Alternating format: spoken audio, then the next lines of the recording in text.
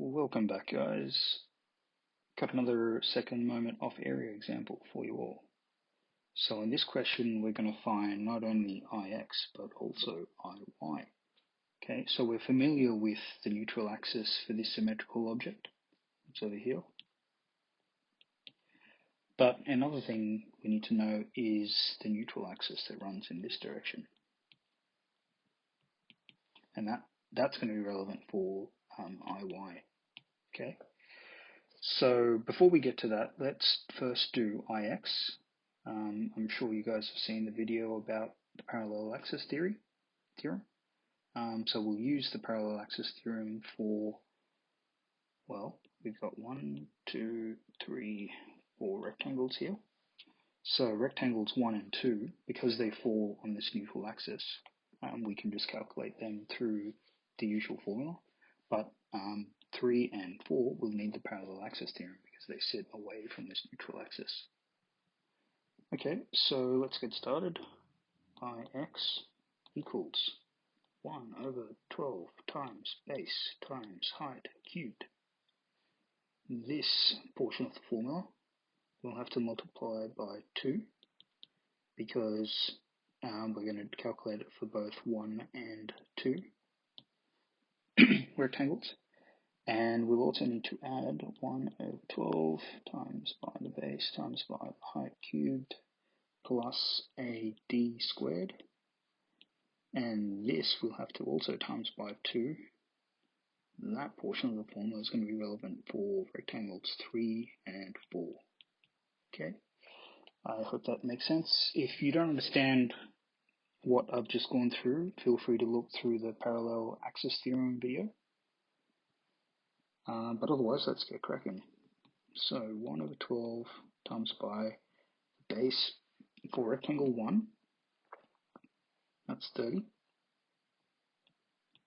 times by the height for rectangle 1, that's going to be 300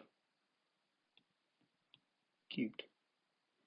And let's times this by 2, plus rectangles 3 and 4, so that's 1 over 12 times by their base.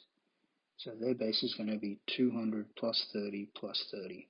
Okay, so that's 260 times by that height, 30, cubed, plus AD. So area, that's going to be 30 times 260. 260. And what's the distance? What's this distance here? Remember D? Need to know what that distance value is. So we know this value here is going to be half of 300, so that's 150. And this value here to the centroid, that's just going to be half of 30. So what's that? 15. Okay. So let's just clear this up a little bit. So that's just going to be 150 plus 15, so that's 165. And that is squared. And we're going to times this whole thing by 2. Because there's 2 of them. And for that equation, we get 560.88 times 10 to the power of 6 millimeters to the 4th. Okay, 560. So that's one way to do it. That's the parallel axis theorem for those 2 rectangles that are off center from the neutral axis. Let's look at another way to do Ix. And that way might actually help us with calculating Iy. I'll show you how in just a second. So we'll go to here's a fresh copy of the diagram. In this method, I'm going to calculate the entire area of this shape. Let's just think of it as this whole rectangle like that. Okay. So that whole rectangle minus this inner rectangle here. Okay. So let's do the whole rectangle first.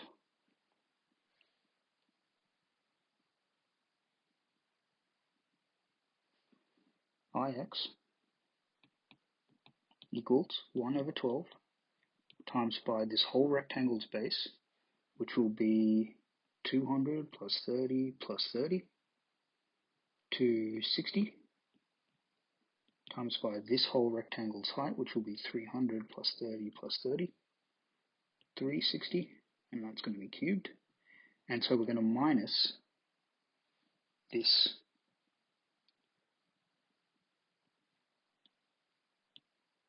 We're going to minus this rectangle.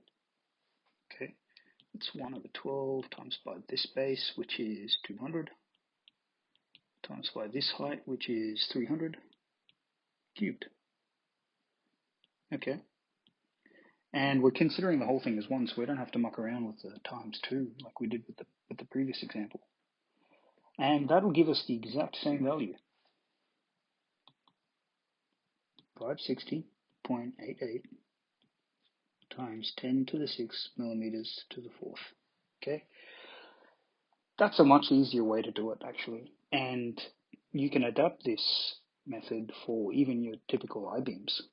Sometimes it's going to be easier to do it this way, and I'll show you the other advantage of doing it this way for when you're calculating IY. Okay, because all IY is going to be, so in this method we did 1 over 12 times by the base height cubed, right? But when we're calculating IY, we're going to just cube the base instead. Okay, so we'll do the exact same thing, except this time we're going to cube the base instead of the height. So 112 times by this base, 260.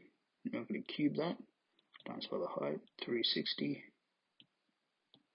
minus 1 over 12 times by the base, which is 200, cubed times by the height, which is 300. And so IY then gives us a value of 327.28 times 10 to the 6 millimeters to the 4th.